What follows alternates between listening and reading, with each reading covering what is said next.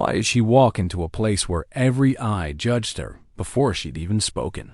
The morning air at Fort Braxton was warm, but the shooting range felt colder, full of stares, laughter, and the quiet hum of practiced hands loading magazines.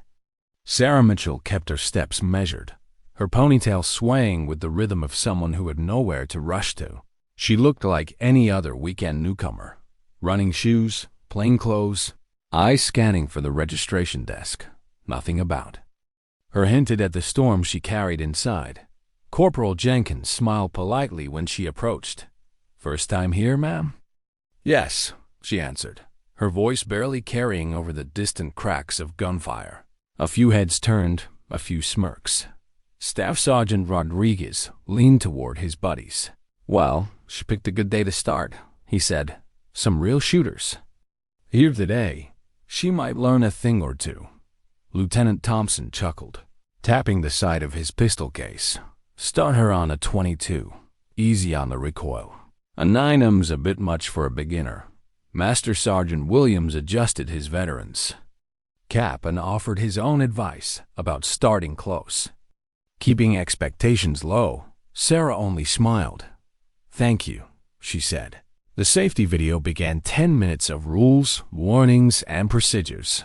Sarah watched without a word while the men nearby traded stories about civilians who flinched at the first shot, businessmen who fancied themselves action heroes, lawyers who nearly dropped their guns at the recoil. When the video ended, she stepped to the counter. "I'll take a 9mm Glock 17. Rodriguez's eyebrows rose. "Jumping right into the deep end, huh?" "Respect."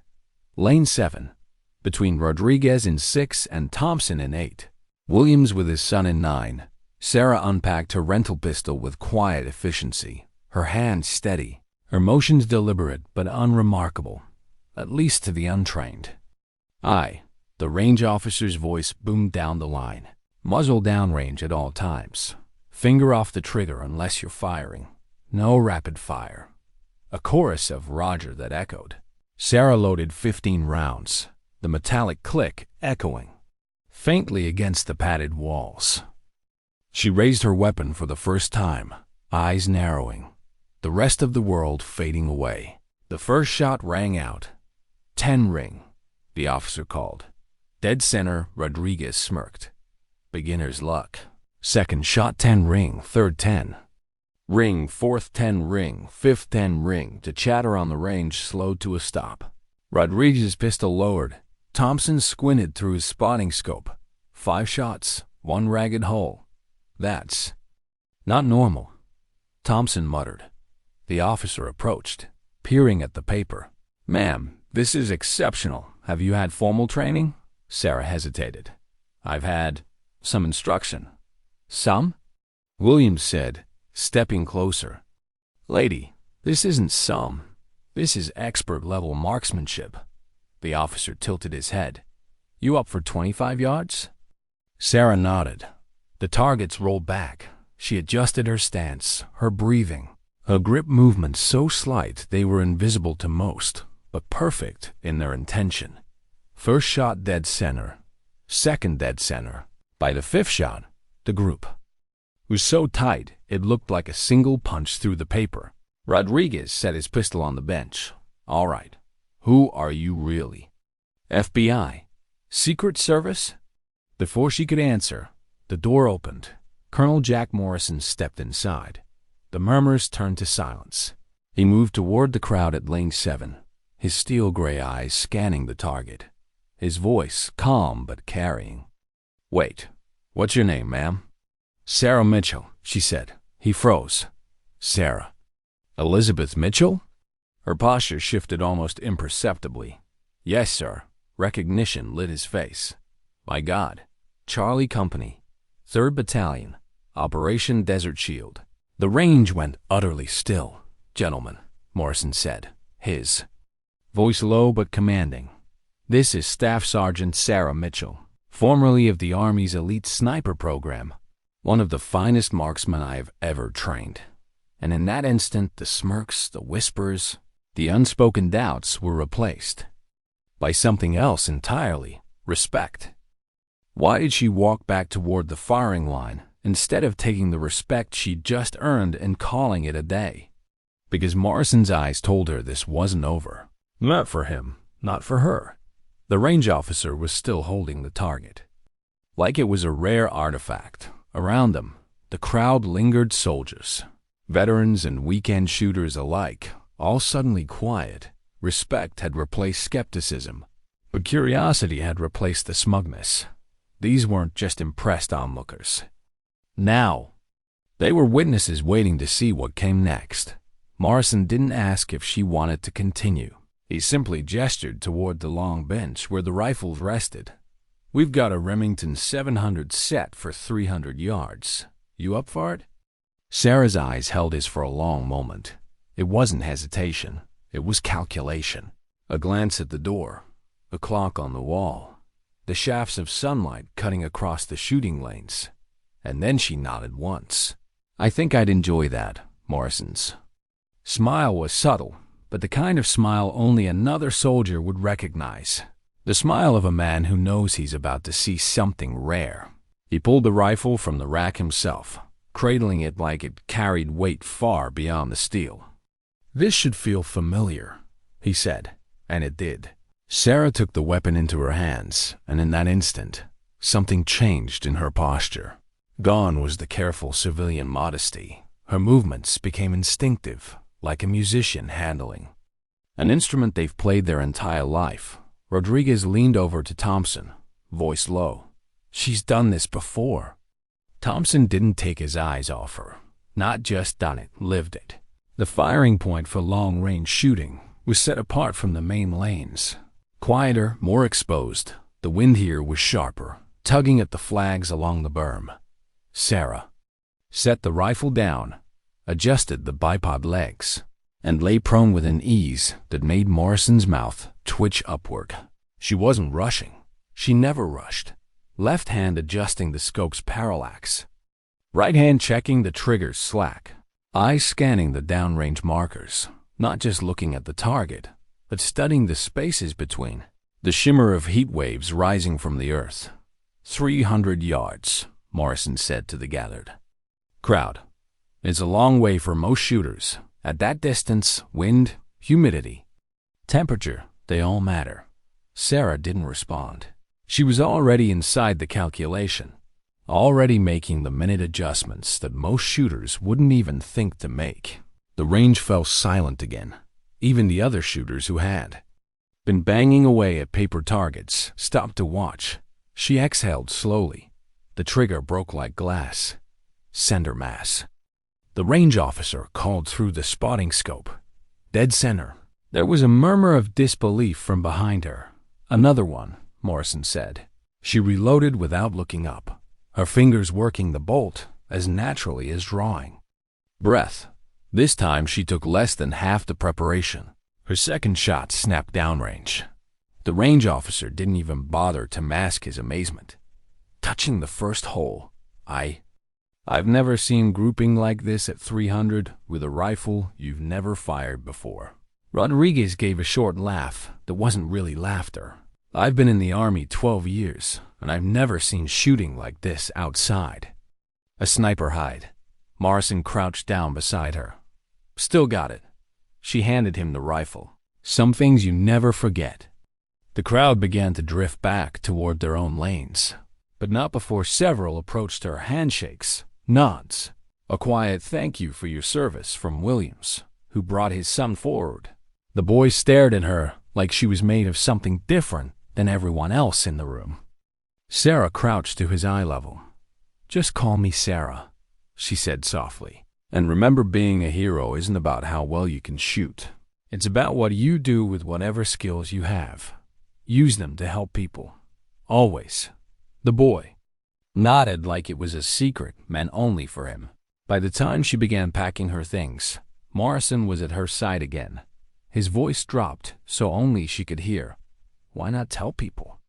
You've earned the right to be proud." Her hands paused over the zipper of her bag. She looked up at him, her expression calm but shadowed, because the most powerful thing about having deadly skills is choosing not to use them. The Army taught me discipline, patience, how to work under pressure. But now I use those skills to save lives, not take them. That's the only record I care about breaking."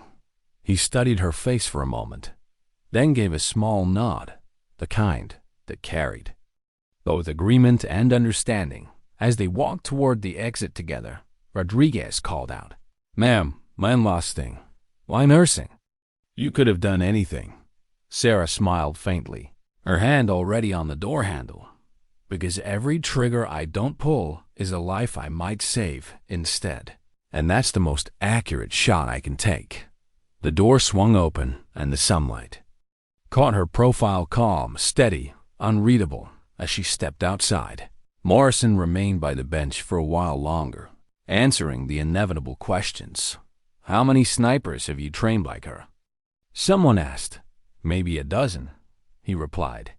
"But Sarah's different. She never shot to prove she could.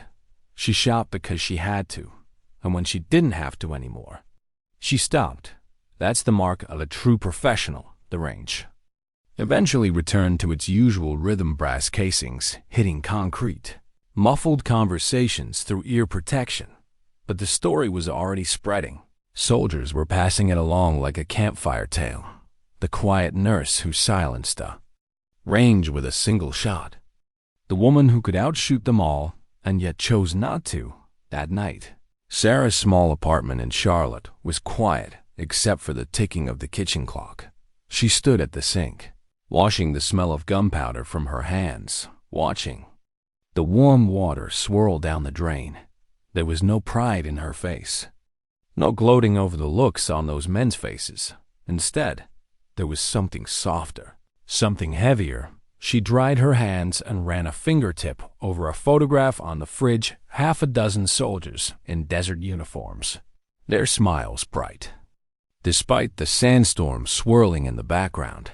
She touched one face in the picture longer than the rest, a name she didn't say aloud.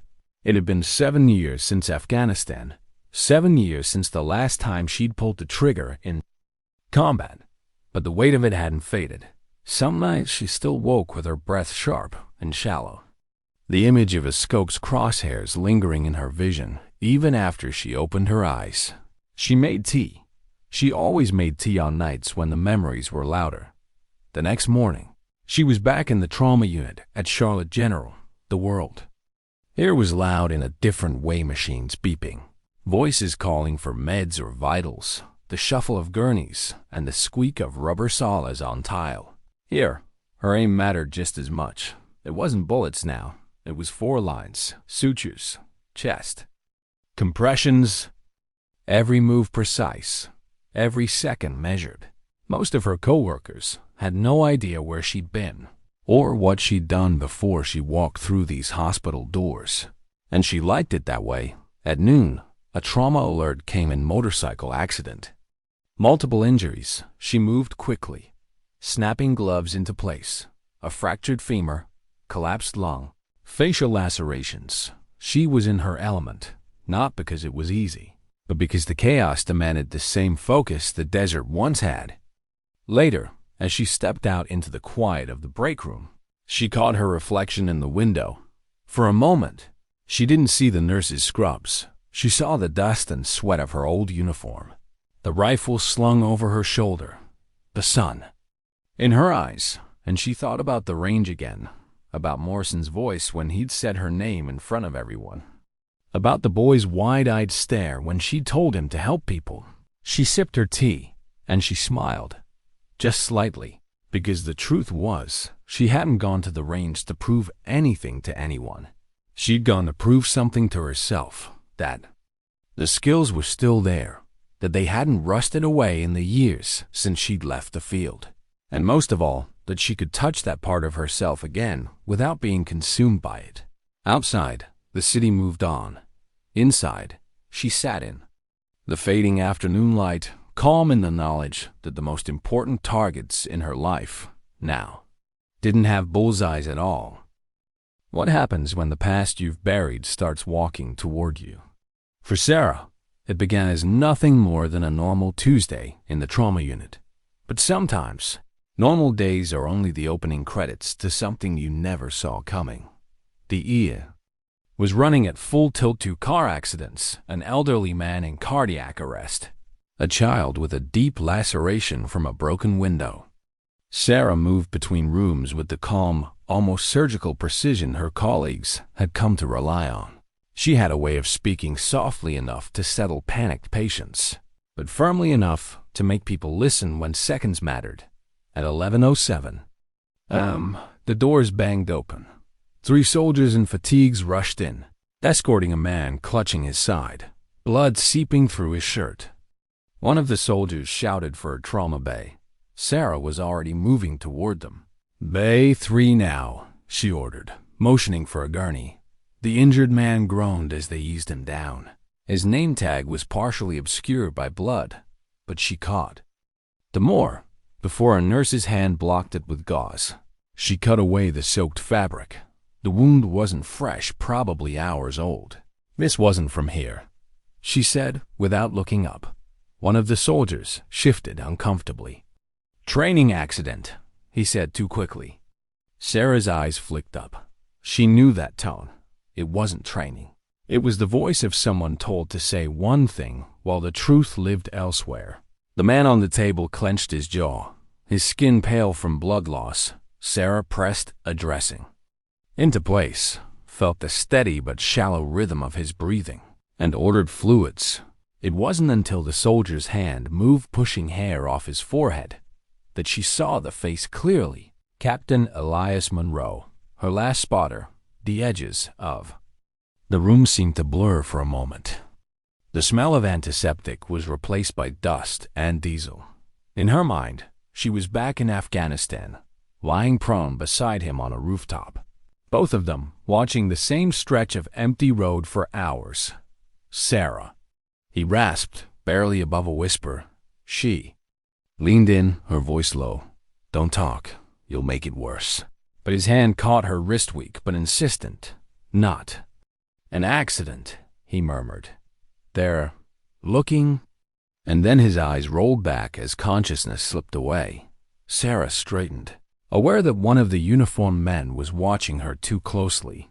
"Get him to surgery now," she said.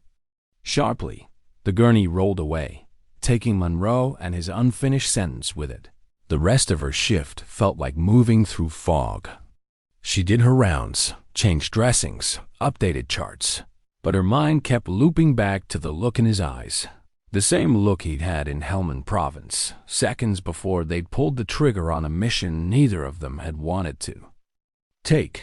By the time she clocked out, the sun was low, throwing long shadows across the hospital parking lot. Her car felt colder than it should have. She started the engine, but didn't pull out. She just sat there, gripping the steering wheel, watching the rear-view mirror. Halfway home, she caught it again, a black SUV 2 cars back. Her training told her not to jump to conclusions. Civilians see black SUVs all the time, but civilians also miss the little things, like the fact that it stayed 2 cars behind her through 4 lane changes, or that it slowed when she slowed and sped up when she did. She didn't take her usual route. She took the long wayside streets, loops, a sudden detour through a grocery store parking lot. When she pulled back onto the road, the SUV was gone. She told herself it was nothing, but when she got to her apartment, she didn't go inside immediately. She stood in the hallway, listening. Nothing. Still. She swept the place the way she used to sweep a safe house, checking closets, windows. The bathroom, it was empty, but her gut told her she wasn't wrong. She was making tea when her phone buzzed. No name, just a number she didn't recognize. She almost didn't answer, but something in her hand moved before she thought better of it. Mitchell. Static. Then, a voice she hadn't heard in years. "You need to be careful." Her chest tightened. "Colonel?" Morrison's tone was lower than she'd ever heard it. "Whatever happened at that range the other day, it's put you back on certain people's radar. I didn't do anything except shoot paper. Paper's not what they saw. They saw someone who can do what you do, and they're wondering why you're not doing it for them." She leaned against the counter, staring at the steam rising from the mug she'd forgotten to drink from. "I'm not going back." "I know," Morrison said quietly. "But some people don't hear no the way normal people do. And if they've pulled Monroe into something," her voice cut in, sharper than she intended, "is he going to make it?" A pause. "He's stable, but he's not safe. Neither are you." The call ended without goodbye. She stayed in the kitchen long after the tea had gone cold, her fingers tracing the edge of the counter, mind sifting through every possibility. She'd left that life behind, or at least she thought she had. But the army had taught her a truth she wished wasn't true. Your past doesn't let go just because you do. 2 days later, she found out just how right Morrison was. The hospital was quieter than usual when she came in for her night shift, too. Quiet. No hum of chatter at the nurse's station. No squeak of carts. She rounded the corner toward the trauma wing and froze. 2 men in civilian clothes stood by the door to Monroe's room. They weren't talking. They were just waiting. Their posture was wrong. Too rigid for civilians, hands too still, eyes that scanned everything without moving their heads. She knew that type. She'd been that type. She turned before they could see her, taking a different hallway and slipping into the supply closet. From there, she could cut through the staff lounge to the back corridor. When she reached Monroe's room, she went in without knocking. He was awake now, eyes heavy but focused. His voice was barely more than air. "They think I told you something." "You did," she said softly.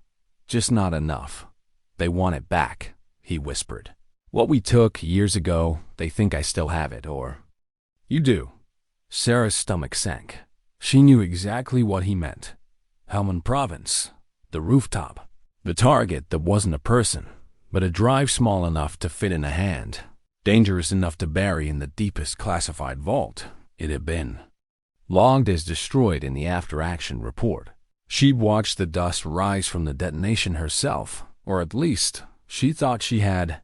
"Elias, tell me you didn't keep it." He closed his eyes. "Didn't trust them with it. Not then, not now. But it's too late. They know it's still out there." Before she could respond, footsteps approached. 2 sets, steady, controlled, Monroe's. Hand tightened weakly around hers. "Don't be here when they come in." She slipped out the back just as the door opened from the front. She didn't look back, but she heard the voices smooth, polite, threaded with quiet menace. Back in the staff lounge, she grabbed her bag, her jacket, and walked out without clocking out. She didn't go home. She didn't go anywhere she'd been before. She just drove. Long enough for the city lights to give way to darkness, for the road to narrow to 2 lanes, for the silence to feel heavy in her chest. Somewhere between the last gas station and the first stretch of open highway, she realized something she didn't want to admit. If Monroe was right, if that drive was still out there, then it wasn't just about him or her. Someone was going to come looking, and they weren't going to stop until they found it. And if they thought she had it, they'd be right at her door. What do you do when running only narrows the path in front of you? Sarah had driven for nearly 3 hours before the truth hit her. She had nowhere to run that they couldn't follow. The SUV she'd seen days ago, the men outside Monroe's room, Morrison's warning, all of it pointed in one direction. Someone had decided she mattered again, and that meant hiding was just another way of waiting to be found. She pulled into a roadside diner somewhere between nowhere and the mountains. The kind of place where the coffee was always too hot and the lights hummed faintly above the booths. The waitress barely looked up when Sarah slid into a corner seat. She ordered coffee but didn't drink it. Instead, she pulled a small spiral notebook from her jacket, an old habit from the field. She'd already started making a list. Who knows? Monroe is alive? Who knows I was there? Who still believes the drive exists? Who would benefit from it now? The last question sat heavier than the others. Back then, the drive had been part of a joint intelligence op, officially a data cache from an enemy communications hub, unofficially a map of covert funding channels. No one wanted on the record. If Monroe hadn't destroyed it, if he kept it, then its existence could burn careers, topple entire networks, and if it had landed in the wrong hands, it could do far worse. Her phone buzzed, unknown number. This time, no voice, just a text. We should talk tonight, you know where. She stared at it for a long moment before her fingers moved. Who is this? 3 dots appeared, then disappeared. No reply. Her pulse ticked higher. You know where it wasn't a threat, it was a reference, but to what? And then it came back to her. A safe house in the outskirts of Raleigh, not a government building. Not on paper. A place she and Morrison had used once for a low-profile training exercise. Only 3 people had ever known about it. Morrison, herself, and Monroe. She didn't like what that meant. The road to Raleigh was quieter at night, but Sarah's mind wasn't. Every passing headlight felt like an inspection. Every set of taillights ahead could be someone waiting. When she finally pulled off the main road, the air was thick with the smell of pine.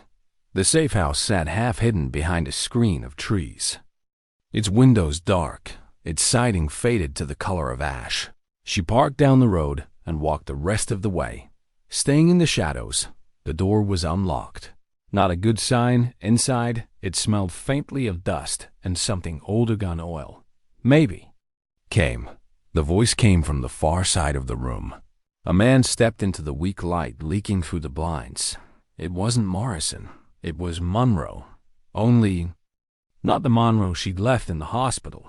He was pale, slower, but upright, his sides still wrapped. His breathing labored. "You shouldn't be here," she said quietly. He gave a faint, grim smile. "And yet, here we are," she closed the distance between them cautiously, scanning the room as she moved. "How did you get out?" "Walked. Same way I came in. They didn't expect me to have help." "They?" Monroe's eyes shifted toward the window. "Same people looking for that drive. The same ones who never wanted the truth about it to see daylight." Her jaw tightened. "And you still have it?" He didn't answer right away. "It's not here, but they think it is, which means they'll come." She stepped back, her mind already working angles. "If you have it, why not destroy it now?" Monroe's voice was quieter, sharper, because the people who want it, they're already too far inside. If we burn it, they just rebuild. But if we use it, if we make it public, that's not your call to make anymore. She cut in. "You think exposing them will fix something, but it'll just burn everything. In reach, collateral damage doesn't care who's right." They stood in silence for a long moment. The sound of a car in the distance broke it. 2 cars, approaching. Sarah's tone changed instantly. "We need to move now." But Monroe wasn't looking at the door. He was looking at her. "You could walk away right now. They're here for me, not you. You could let them take me and go back to your life." She met his gaze, her voice steady. "That's not how I'm built." The first vehicle pulled up outside. No headlights now. Sarah motioned to Monroe to move toward the back. She killed the single lamp in the room and crouched by the window. 2 figures stepped out of the SUV civilian clothes again. But the way they moved screamed training. The second car parked further down, blocking the road. She scanned the room. Old habits brought the details into focus. 2 exits, 1 compromised. Now heavy cover. No time to set a real defense. She grabbed an old rifle case from the corner and opened it. Empty. Monroe gave her a small look. "You're still dangerous without it." She ignored him. "Back door, woods, go." They slipped out into the night. Keeping low, moving fast but quiet, the cold air stung her lungs. But she didn't slow until they were deep enough into the trees that the house was only a faint shadow. Then the voices came too close. Flashlights sweeping across trunks. She signaled Monroe to stay down. The beam of light passed within feet of them, then moved on. They waited 10 seconds, 30, a full minute. Then she took his arm and they moved again, angling toward the creek that ran along the property. The water was cold enough to bite, but the sound of it would mask their movement. When they finally emerged on the other side, they were both soaked, shivering, but alive. Monroe leaned against a tree, catching his breath.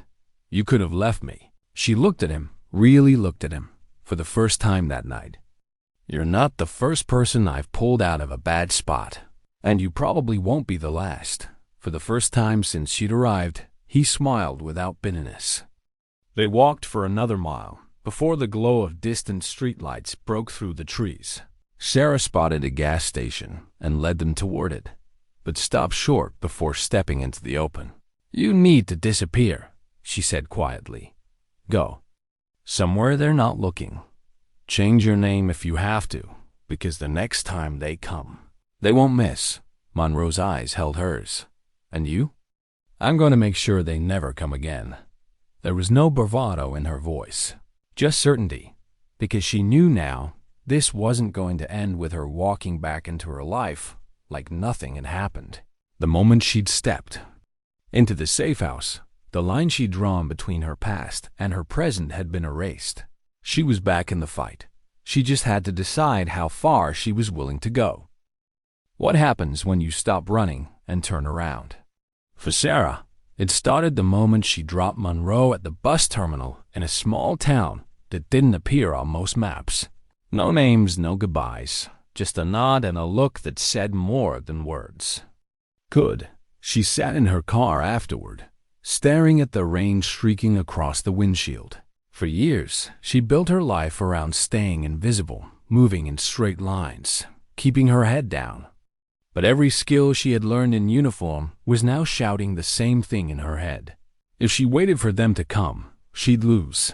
If she wanted to end this, she had to move first. She didn't head back to Charlotte.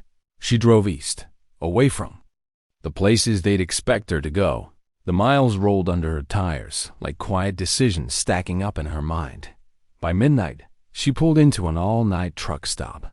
She went inside, bought a burner phone, 2 prepaid SIM cards, and a paper map. Back in the car, she traced roads with her finger, not for the quickest way to safety, but for the path that would take her straight to the people who were hunting her. The first step was finding them. That was the easiest part. The kind of men who showed up at a safe house with their headlights off were careful, but not perfect. One of their SUVs had mud from a county road 2 towns over mud, the exact red clay color of the firing range at an abandoned National Guard training site. Sarah went there just after dawn. The place was quiet, surrounded by pine and chain link. The gate hung open like it had been forgotten years ago. She parked a mile out and walked in, careful to keep to the tree line until she could see the range. 3 men were there, working on a table covered with gear. Civilian jackets, military. Posture. They had the same stillness she'd seen outside Monroe's hospital room. She studied them through a pair of compact binoculars, counting weapons, noting positions, angles of approach. The wind was light from the west. Good to know. And then she saw it, on the table, next to a laptop, an old black hard case, small enough to fit in a cargo pocket, exactly the size the drive had been stored in back in Helmand. So Monroe hadn't been lying. They didn't have it. They were still looking for it. That gave her time, but not much. She didn't engage them that day. Patience was the one thing her years as a sniper had drilled into her deeper than anything else. She watched, listened, mapped their routines. The training site had 3 ways in, but only one they used. They met there every morning, stayed until midday, then packed up and drove east. She didn't know where yet. It took 3 days before she caught a break. One of the men left early in a gray sedan. Sarah followed from a half-mile back, keeping to secondary roads, using every trick she knew to stay unseen. The sedan led her to an old marina on the Cape Fear River. The man carried the hard case inside a weathered boathouse and stayed there for almost an hour before leaving empty-handed. When he was gone, Sarah approached. The boathouse smelled of oil and damp wood. At the back, behind a stack of crates, she found it a small waterproof safe, locked, but light enough to carry. She knew better than to open it there. She took it back to her car, drove 20 miles out, and found a quiet spot off a dirt road. When she cracked the safe, she didn't find the drive.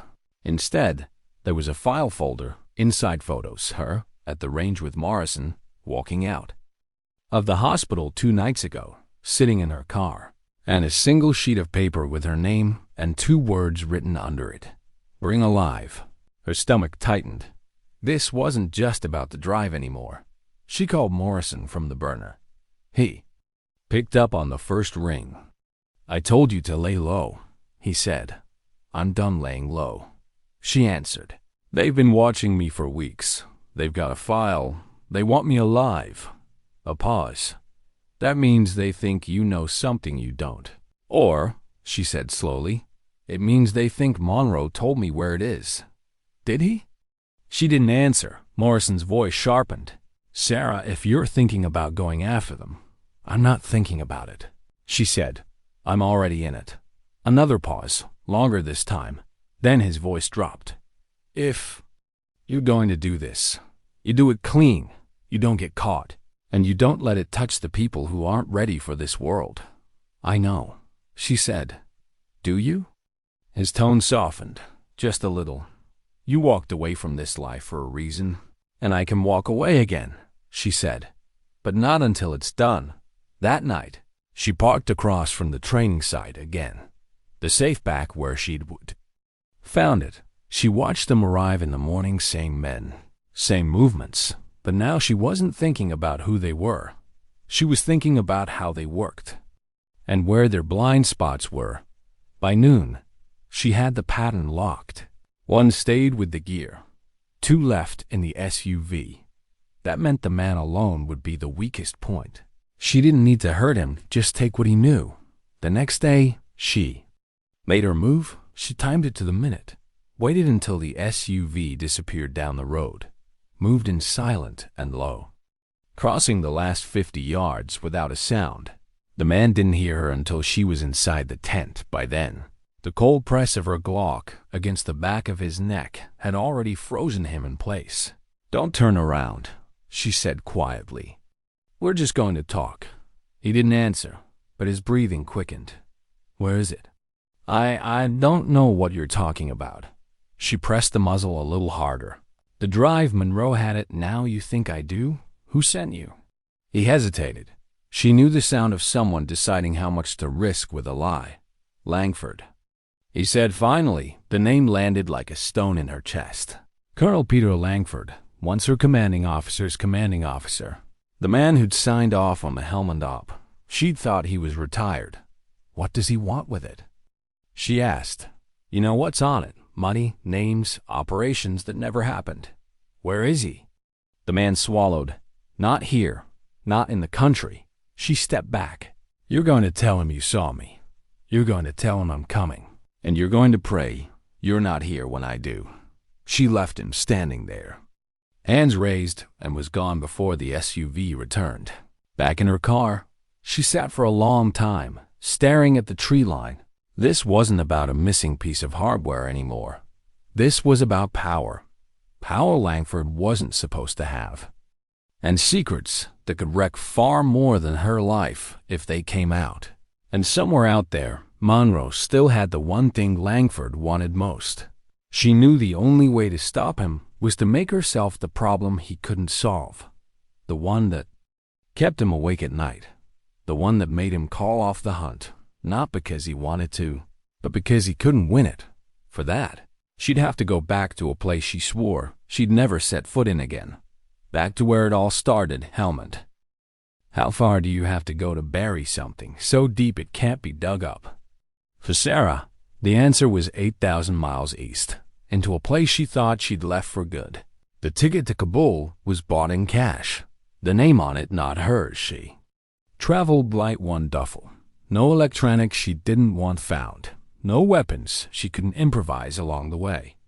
The long flight gave her nothing but time to think. And thinking wasn't always her friend. The last time she'd been here, she'd worn desert camo. Her rifle slung tight, her head always on a swivel.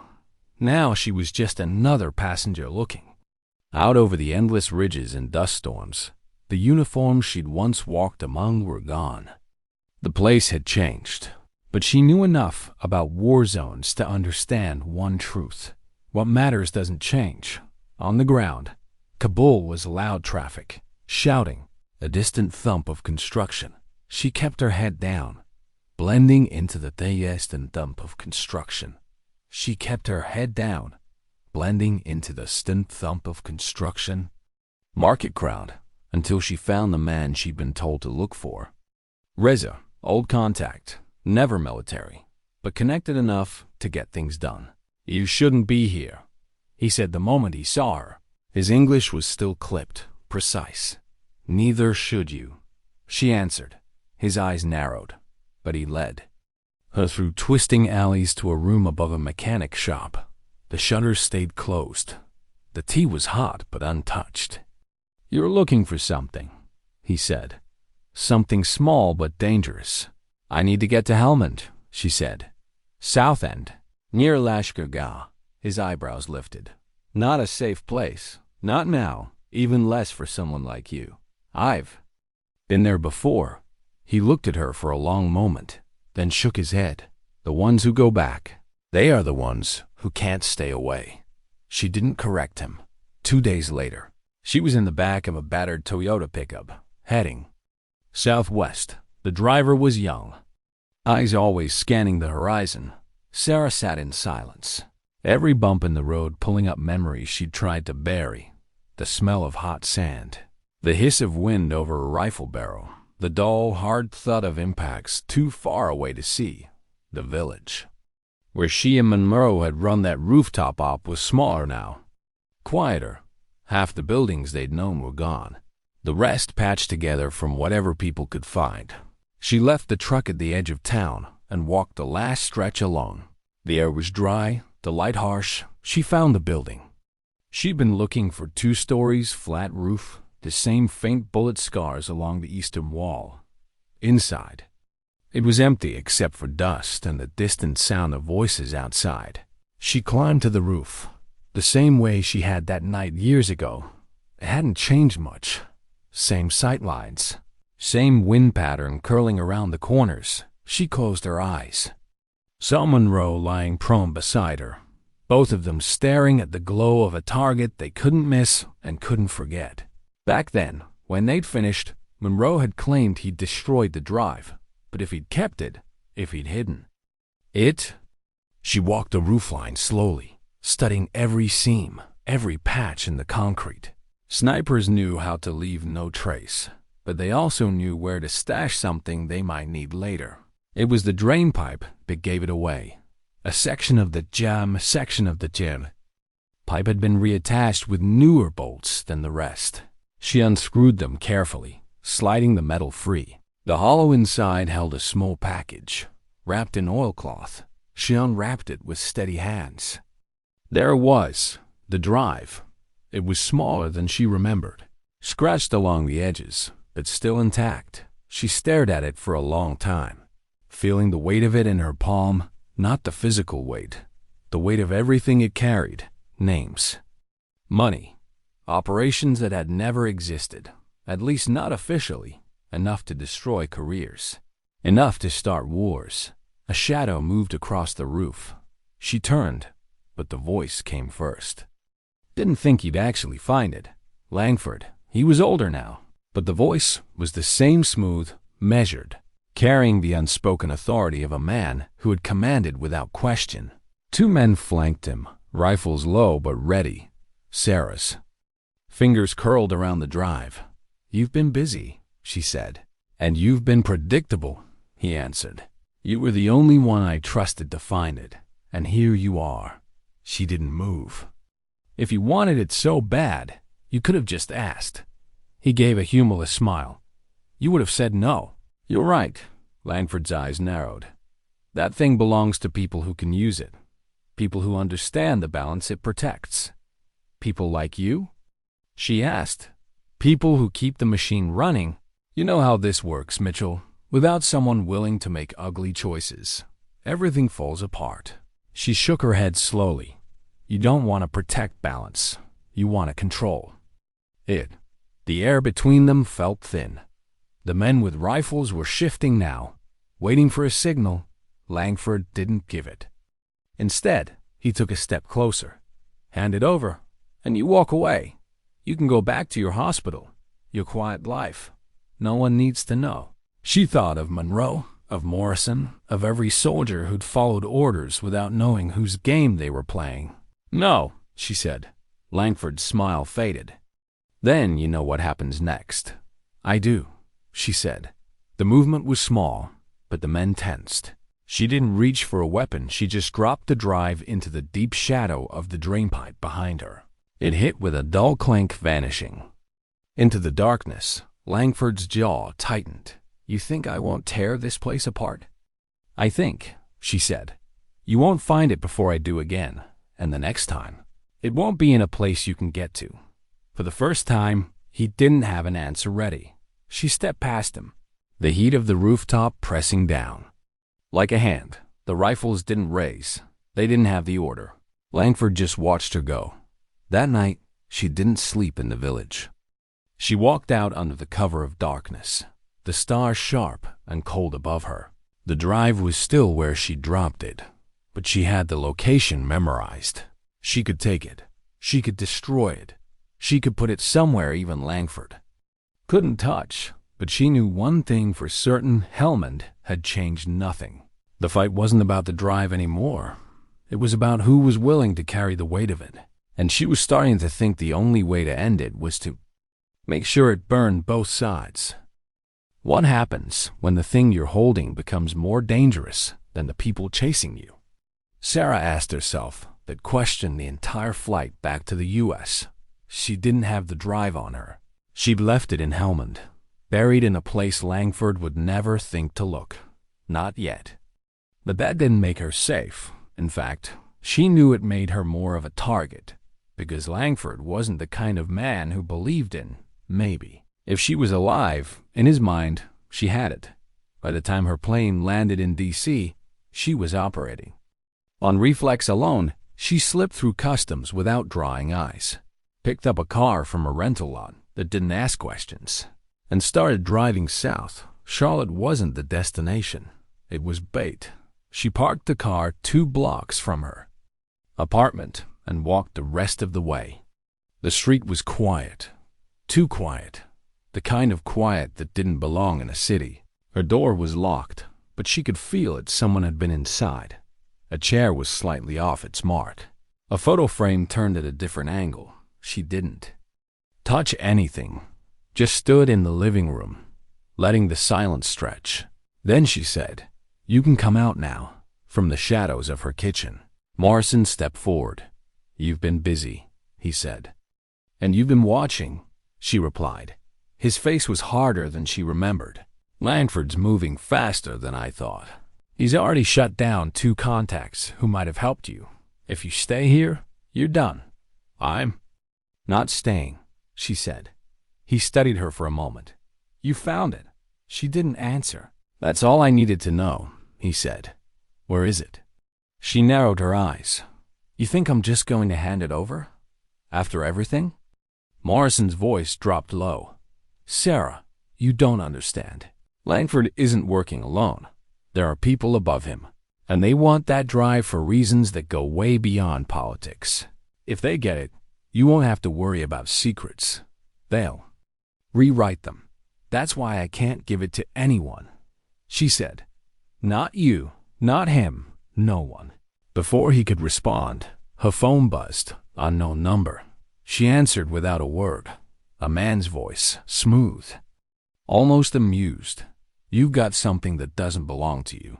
"Langford," she said. "I admire the work it must have taken to get it," he continued. "But you know this can't end with you holding it." "You're right," she said. "It ends when I make sure no one holds it." A pause. "Sarah, I'm giving you a choice. Bring it to me, and this ends clean. Refuse, and it ends messy.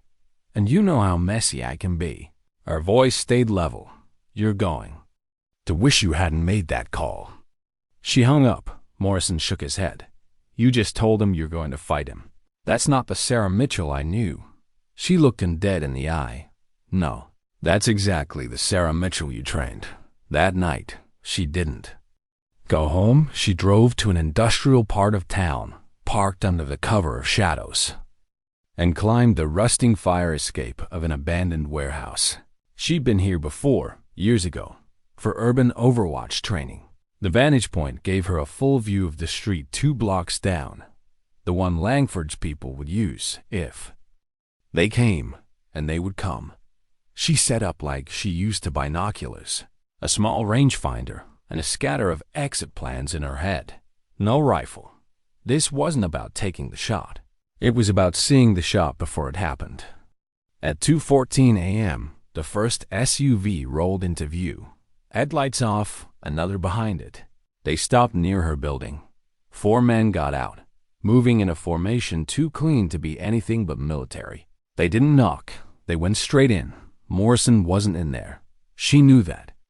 But she'd left something for them to find, a single envelope on her kitchen table, with one photo inside, the rooftop and helmet, a grainy shot of the drainpipe, and scrawled in pen, "You're already too late." She watched them leave 10 minutes. Later, moving faster, more agitated, the SUVs pulled away into the night. She exhaled slowly. Not relief calculation. Langford would know now that the drive wasn't here, which meant he'd have to come to her directly. That was the only move left. At 9 o'clock the next morning, she got the call she'd been waiting for. "Monroe, you're making noise," he said. "So are you. Or you wouldn't be calling," she replied. A long pause. "He's bringing everyone in. He wants to end this in one move." "Where?" "Old Shipyard. 2 nights from now." She didn't ask how he knew. She didn't care. "You're going to be there?" "I'm already here." She could hear the strain in his voice. "Sarah, don't come alone." "I never do," she said. She hung up, slid the phone into her pocket, and looked out at the street below.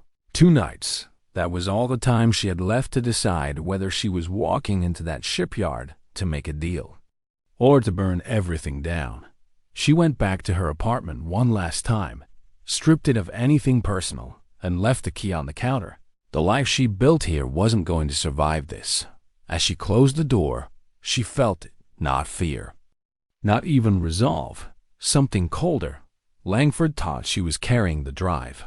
She wasn't, but he didn't need to know that, and if she played this right when the shipyard night came, he'd leave without it, without his men, and without the power he'd spent his life building. How do you end something that never should have started? For Sarah, the answer was a cold, wing-bitten night at the edge of the water, where the rusting skeletons of ships loomed over black waves. The old shipyard smelled of salt, oil, and rain. Floodlights cast sharp cones of white across the cracked concrete, the beams cutting through the mist like searchlights in a war zone. She'd arrived an hour early, slipping between stacks of rust-streaked containers, memorizing every line of sight, every possible exit. She had no rifle, no sniper's perch, just the compact Glock under her jacket, and the calm that came when you accepted there was no way back. By the time the first SUV pulled in, her breath no longer showed in the cold air. 2 more followed, engines rumbling low, doors opened, men spilled out, the kind who carried themselves like the fight had already been won. And then Langford stepped into the light. "Mitchell," he called, voice steady, carrying across the open space. "You've made this harder than it needed to be." Sarah stepped out from behind the containers, her boots clicking against the concrete. She kept her hands visible. "That's the idea," she said. Langford's eyes scanned the shadows behind her. "No backup? You always were confident or reckless."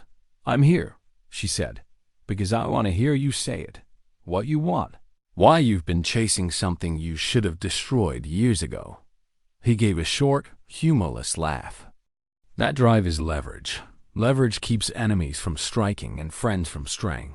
It's how the world works, Mitchell. Not with rules, with control. And if someone has to get crushed under that control?" She asked. They were already standing in the wrong place. His words settled heavy in the air, but Sarah didn't flinch. "You're wrong," she said. And you know it. Langford's gaze hardened. Enough philosophy. You have it. Bring it to me. And you walk away. You can disappear. Live your quiet little life.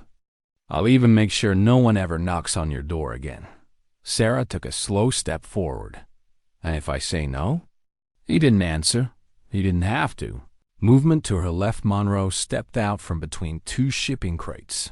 He looked worn down, but alive. His eyes met hers, and she saw the truth in them. He'd been brought here, not by choice. Sarah, he said, voice low, warning in every syllable. Langford gestured, and one of his men pushed Monroe forward. We've been very patient. You brought him into this, and now he's going to pay for your stubbornness. Sarah's mind mapped every angle, every man's weapon, every piece of cover in the space between them. She could make a move now, take one, maybe two, but not all. So she played the only card she had left. You think I'm carrying it, she said. I'm not. Langford's expression didn't change, but the ripple went through his men, just enough to see. It's in Helmand, she said. Same place we left it. I could have destroyed it, but I didn't. Because I wanted you to come looking for me instead of finding it yourself. Langford studied her for a long moment, weighing truth against bluff. You're lying, he said finally. Am I? She stepped closer, her voice lowering just enough that he had to focus. If I were lying, you'd have it by now, and you wouldn't be here. The silence stretched. Somewhere out on the water, a buoy bell clanged. Finally, Langford exhaled, a slow, deliberate release. Then you're going to take me there. Sarah nodded slightly, as if agreeing, then moved. The flare came from her jacket pocket, small but blinding in the dark. She'd lit it as her hand came up, tossing it between them. The flood of red light threw long, jagged shadows across the shipyard, and in the confusion, she drove forward, one shot, two. Her rounds hit concrete near Langford's boots, deliberately wide, forcing him back and breaking the tight formation of his men.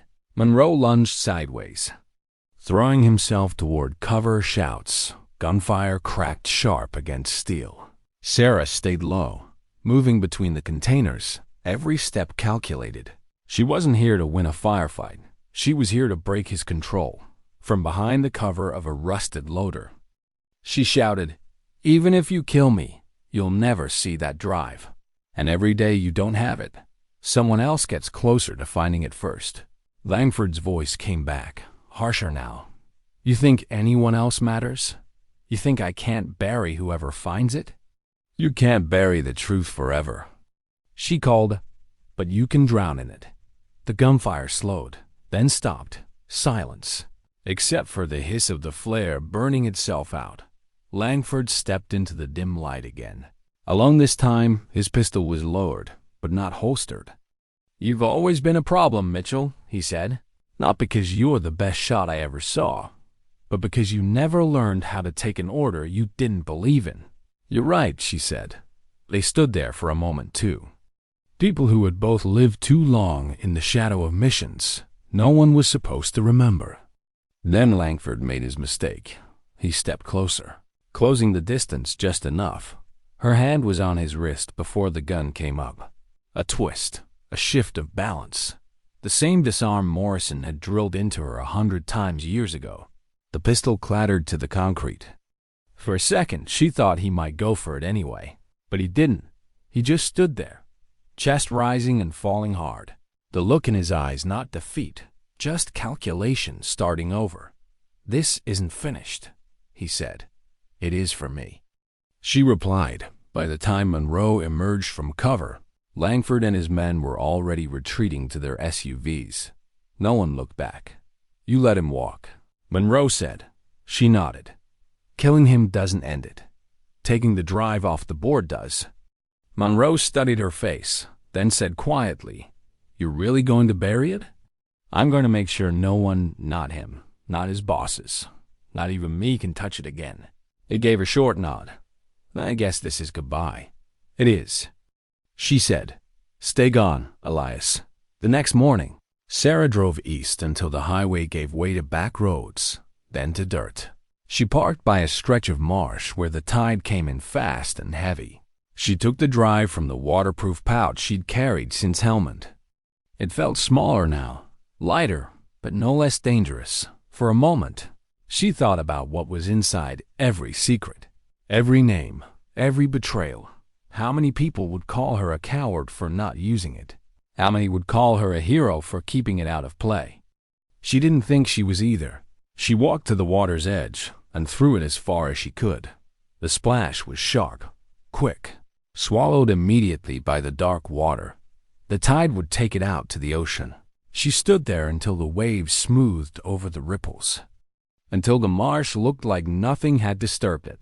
Then she turned and walked away. 2 weeks later, she was back at the hospital, back to the steady rhythm of monitors and the quiet urgency of saving lives.